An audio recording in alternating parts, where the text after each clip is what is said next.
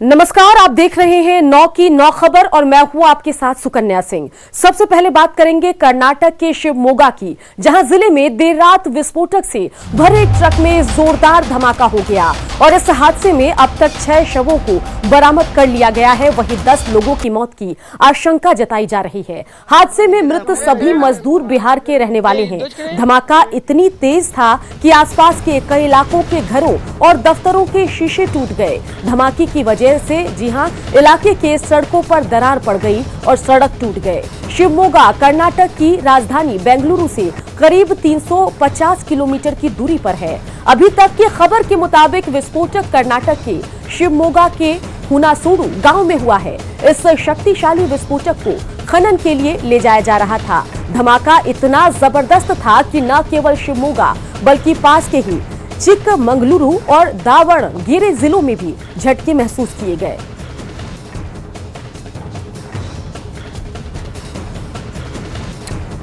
तो तस्वीर जरा देखिए, धमाकों के बाद की स्थिति आपको बता रहे हैं और इस धमाके से कुल 10 लोगों के मौत की खबर आ रही है और ये तमाम लोग जो हैं ये बिहार के रहने वाले थे।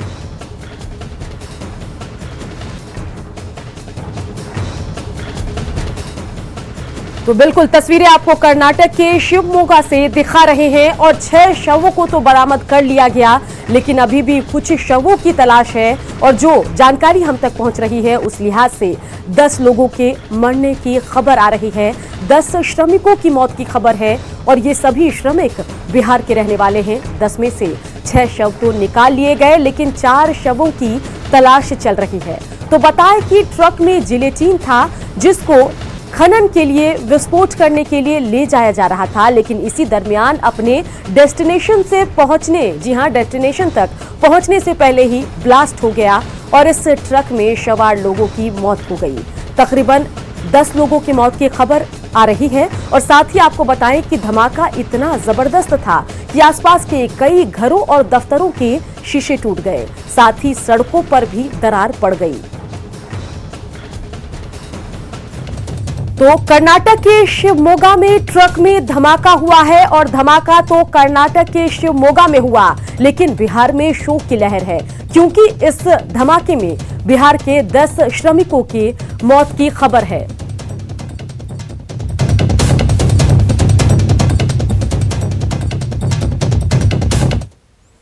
दानापुर के मनेर से बड़े हादसा हुआ है और महिनामा नेशनल हाईवे 30 पर यात्रियों से भरे ऑटो और ट्रक के बीच जोरदार टक्कर हुई। इस हादसे में 6 से ज्यादा लोग घायल हुए, जिनमें से 3 की हालत गंभीर है। बताया जा रहा है कि टक्कर के बाद ट्रक अनियंत्रित होकर एक दुकान को तोड़ते हुए घर में जा घुसा। हालांकि घर के अंदर जो लोग थे वो बाल बाल बचे। घटना के बाद मौके पर पुलिस पहुंची, लेकिन तब तक ट्रक का ड्राइवर फरार हो चुका था।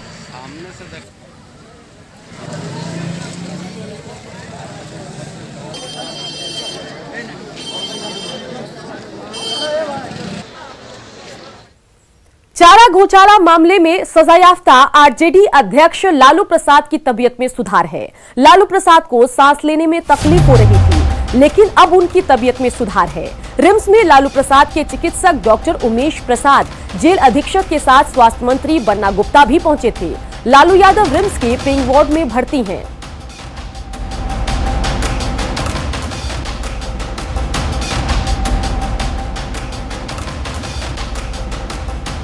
तो इस वक्त की अहम खबर आपको बता रहे हैं, जहां लालू प्रसाद की तबीयत में सुधार हो रहा है।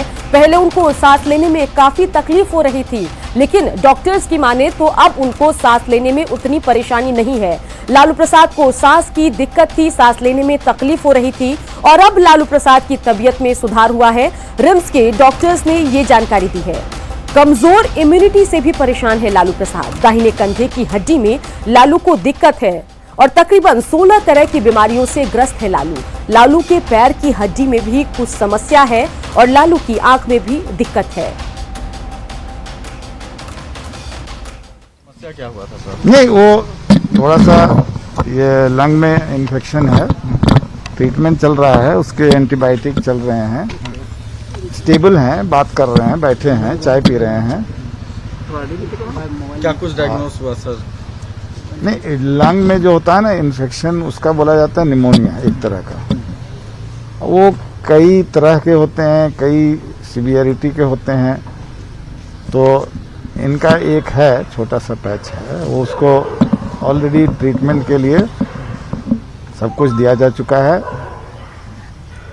एम्स न्यू दिल्ली के हेड ऑफ द डिपार्टमेंट जो हैं लंग के, उनसे भी बातचीत हो गई है। ट्रीटमेंट ठीक चल रहा है, वो भी एग्री करते हैं, ठीक हो जाएंगे।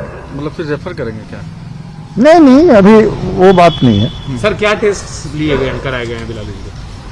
Test, chest X ray, blood test और भी कई तरह के टेस्ट होते हैं, इकोकार्डियोग्राफी, ईसीजी, और भी एक टेस्ट होता है ब्लड में ही, हार्ट का होता है, वो भी नेगेटिव है। कोविड का भी टेस्ट करवाएं, कोविड का एंटीजन हुआ है। वो क्या है सर? वो रैपिड एंटीजन नेगेटिव है, लेकिन अभी RT-PCR का कल आएगा। फिलहाल स्टेबल है सर। फिलहाल स्वास्थ्य मंत्री भी पहुंचे थे सर जानकारी लेने उनके स्वास्थ्य का। कि आप हमसे पूछ रहे हैं, आपको ज्यादा पता होना चाहिए। नहीं, आपका अस्पताल है ना सर? हाँ, आए थे मेडिकल सुपरिटेंडेंट साहब बताएंगे।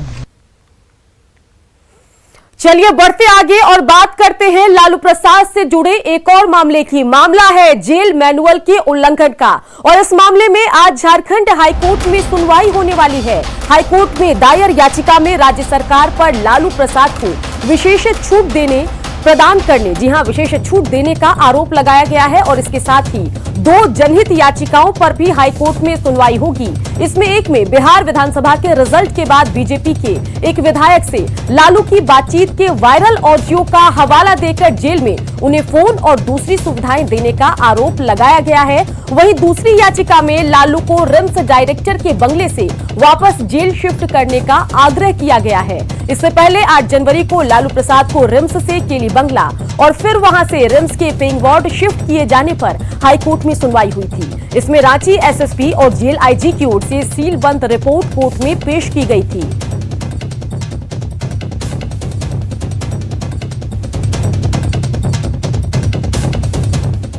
चलिए अब बात करते हैं बिहार में ठंड की, जहां पछुआ हवा कनकनी बढ़ा रही है, वहीं कोहरा कोहराम मचाए हुए है। फिलहाल ठंड से राहत मिलने की उम्मीद नहीं है। 23 जनवरी के बाद तापमान में वृद्धि की संभावना जताई जा रही है।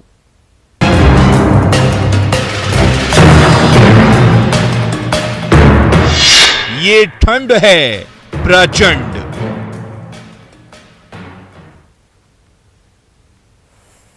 चलिए सबसे पहले बात पटना की, जहां आज सुबह से घना कोहरा छाया हुआ है और आलम यह है कि आमने सामने देखना भी मुश्किल है। हालांकि लोग लाइट जलाकर सड़क पर सफर कर रहे हैं। मौसम विभाग की माने तो अगले 24 घंटे तक ठंड से राहत की कोई उम्मीद नहीं है। बिहार में लगातार ठंड और कोहरे की दोहरी मार पड़ रही है, तो इसका व्यापक असर जनजीवन पर पड़ रहा है। राजधानी पटना में देखिए कि विजिबिलिटी किस तरह से कम होती जा रही है और जो गाड़ियों की रफ्तार है उसमें भी कमी आ गई है। यानी लाइट जलाकर वाहन चलाना पड़ रहा है, क्योंकि विजिबिलिटी 10 से 20 मीटर तक दिखाई दे रहा है। यानी अगर बात करेंगे तो पिछले 72 घंटे से यही हालात है बिहार में कि शाम होते ही जहां शहर कोहरे की चादर में लिपट जाता है, वहीं दिन में भी 11 बजे से पहले कोहरे से मुक्ति नहीं मिलती है। तो ये तस्वीर आप देख पा रहे हैं राजधानी की। यानी मौसम वैज्ञानिकों की माने तो अगले 24 घंटे तक फिलहाल ठंड राहत मिलने वाली नहीं है, क्योंकि उत्तर पश्चिमी दिशा से लगातार बर्फीली हवाओं का जो प्रवाह है वो बिहार की तरफ जारी है। ऐसे में अगले 24 घंटे में जो ठंड है और कोहरे हैं उसमें कोई कमी आने वाली नहीं है। बता दें आपको कि ठंड की वजह से खासकर जो गरीब हैं उनकी मुश्किलें लगातार बढ़ती जा रही है। एकमात्र अलाव ही सहारा है, जिसकी वजह से शरीर में गर्मी लाने का वो लगातार प्रयास करते नजर आ रहे हैं। कैमरामैन मनीष जुनिया के साथ रजनीश कुमार, न्यूज 18 पटना। पछुआ हवा और कोहरे के कारण बांका में भी लोगों की मुश्किलें कम नहीं हो रही। सड़कों पर काफी कम लोग दिखाई दे रहे हैं और लोग घरों में रहने को मजबूर हैं। जो गाड़ियां चल रही है वो भी लाइट जलाकर ही चल रही है।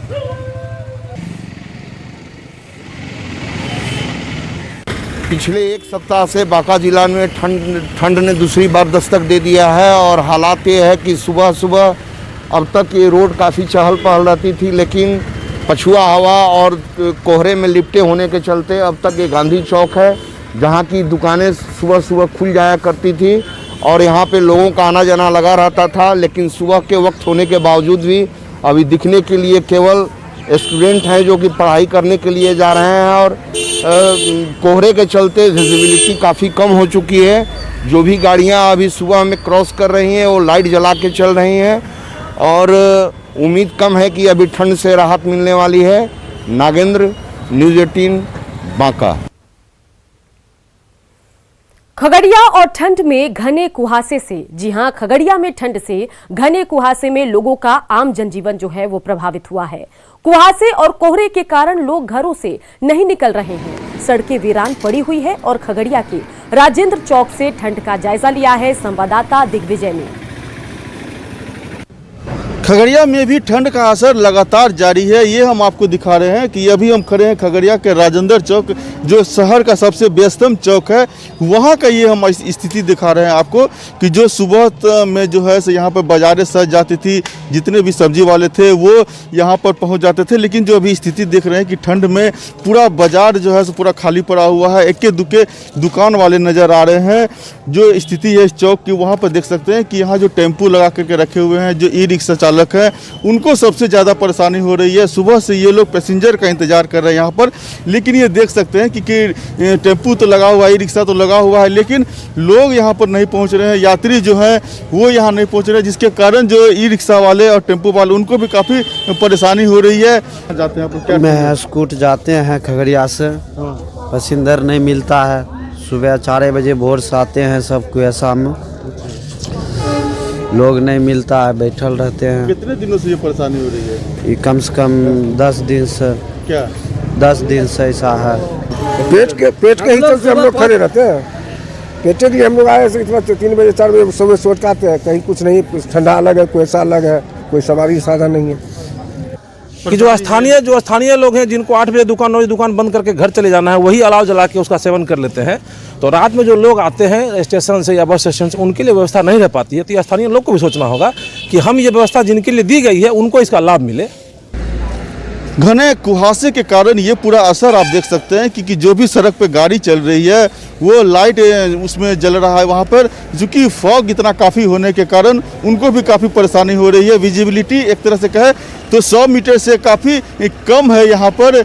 और सबसे ज़्यादा परेशानी इस ठंड में उनको हो रही है जो रोज़मर्रा के काम के लिए घर से बाहर निकलते हैं। दिग्विजय कुमार, न्यूज़ 18 खगड़िया। चलिए अब बात नालंदा की, जहां पोल्ट्री कारोबारी बर्ड फ्लू की अफवाह के कारण घाटा सहने को मजबूर हैं। मुर्गी के अंडे का कारोबार करने वालों को आधे से भी कम कीमत पर अंडा बेचना पड़ रहा है। पहले जहां प्रति कार्टन अंडा 1200 रुपए में बिकता था, वहीं अब कीमत 500 रुपए प्रति कार्टन हो गई है। अंडा कारोबारियों को ना तो लागत का पैसा निकल रहा है और न ही मुर्गियों के लिए दाने का ही जुगाड़ हो पा रहा है। अंडा कारोबारियों से बात की संवाददाता अभिषेक कुमार ने। अभी मौजूद है बिहार सिर्फ के कासिम चक में, जहां आप देख सकते हैं कि लोग किस तरह से मुर्गी से अंडा निकालकर अपने जीविकोपार्जन कर रहे हैं। साथ ही एक व्यवसाय, अच्छी व्यवसाय माना जाता था, लेकिन इन दिनों बर्ड फ्लू के कारण इन व्यवसायों को काफ़ी परेशानी का सामना करना पड़ रहा है। खास करके अभी बर्ड फ्लू की जो अफवाह चल रही है उसके लेकर लोग काफ़ी इससे परहेज करना चाह रहे हैं, लेकिन इन व्यवसायियों को भी काफ़ी लॉस का सामना करना पड़ रहा है। दिखा सकते हैं किस तरह से जो मुर्गियां हैं, मुर्गियों से अंडे निकालकर बाज़ारों में बेचा जाता था। खास करके 1000 से 1200 रुपये प्रति कार्टून बेचा जाता था, लेकिन इन दिनों इन लोगों को काफ़ी लॉस सहना करना पड़ रहा है और ये घटकर अब आधे कीमत पर 500 प्रति कार्टून बेचा जा रहा है, जो इन लोग काफ़ी लॉस सहना पड़ रहा है। इन लोग कहना है कि हम लोग को दाना का भी पैसा नहीं निकल पा रहा है, जिससे हम लोग परेशान हैं। पिछले बार कोरोना बंदी के कारण हम लोग को लॉस सहना पड़ा और अब बर्ड फ्लू का अफवाह के कारण लॉस सहना पड़ रहा है। इन जानते हैं यहाँ मुर्गी व्यवसाय है, इनसे क्या परेशानी हो रही है और क्या दिक्कत हो रहा है, ये बताइए क्या दिक्कत हो रहा है? दिक्कत यही है कि बर्ड फ्लू का अफवाह दूसरे प्रदेशों से बिहार तक पहुंचा और उसका कारण है कि अंडा बहुत ज़्यादा सस्ता हो गया, जिससे दाना का भी पैसा नहीं निकल पा रहा था। और बर्ड फ्लू के अफवाह के चक्कर में ये सब है, सो बड़ी अफवाह उठाए हैं कि बर्ड फ्लू आ गए हैं, लेकिन इससे हमको लॉस बहुत है। और इसके बर्ड को बचाने के लिए हम दवा देते हैं, छिड़काव करते हैं और इनको हेल्प कर रहे हैं। नालंदा से न्यूज 18 के लिए अभिषेक कुमार। आज से शुरू होने वाली जेपीएससी सहायक अभियंता परीक्षा रद्द हो गई है। झारखंड हाईकोर्ट ने नियुक्ति प्रक्रिया को रद्द कर दिया। कोर्ट ने आर्थिक रूप से कमजोर सवर्णों को 10% आरक्षण देने के मामले में फैसला सुनाया। दोनों पक्षों की दलील सुनने के बाद सहायक अभियंता की नियुक्ति के विज्ञापन को रद्द किया गया। कोर्ट ने साफ कहा कि 2019 के बाद के विज्ञापन में ही आर्थिक रूप से कमजोर सवर्णों को 10% आरक्षण का लाभ मिलेगा। साथ ही जेपीएससी को फिर से विज्ञापन प्रकाशित करने के आदेश दिए। सिविल इंजीनियर के 542 पद के लिए, वहीं मैकेनिकल इंजीनियर के 92 पद के लिए विज्ञापन निकला था। इसे लेकर आज से परीक्षा होने वाली थी। वो 19 के बाद के, जब चूंकि 2019 में यह लागू हुआ था, तो 2019 के बाद के होने वाली नियुक्तियों में इसका लाभ मिलना चाहिए, ना कि उससे पहले के विज्ञापनों में उसका लाभ मिले। इसके लिए रंजीत कुमार शाह के द्वारा एक झारखंड उच्च न्यायालय के समक्ष एक याचिका दायर कर चुनौती दी गई थी, जिसकी सुनवाई करते हुए आज माननीय न्यायमूर्ति संजय कुमार द्विवेदी की अदालत ने इसमें फैसला सुना दिया है और कहा है कि 2019 के बाद के ही मामलों में आरक्षण का लाभ मिल सकता है। तो बिल्कुल टीवी पर पहली बार आ रहा है एक अनोखा शो बायजूस यंग जीनियस। 23 जनवरी को शाम 7:30 बजे न्यूज 18 बिहार झारखंड पर देखिए भारत की सबसे कम उम्र की पैलियोंटोलॉजिस्ट। Hi, this is Aswada Biju. I'm a young paleontologist of India who have collected nearly 120 specimens of fossils from 3 different beds. ये है यंग जीनियस, जिस बच्ची को पत्थर और चट्टानों में भी जीवन दिख जाता है। ये है यंग जीनियस, जिसे 13 साल की उम्र में ही ग्लोबल चाइल्ड प्रोडिजी अवार्ड मिला, जो बन गई है भारत की सबसे कम उम्र पैलियोंटोलॉजिस्ट यानी जीवाश्म विज्ञानी। नेटवर्क 18 पर एक अनोखा शो दंग करने वाली चेन्नई की 13 साल की अश्वथा बिजू के साथ, जिसे 2020 में ग्लोबल चाइल्ड प्रोडिजी का खिताब मिला। To identify and differentiate between a normal rock and a fossil, the patterns help us. जो ढूंढ निकालती है करोड़ों साल पुराने डायनासोर के सबूत। This is a dinosaur bone fragment. This is a dinosaur bone fragment. Yes. This particular dinosaur bone fragment is 252 million year old one. Bharat की जीवाश्म गर्ल आ रही है यंग जीनियस में।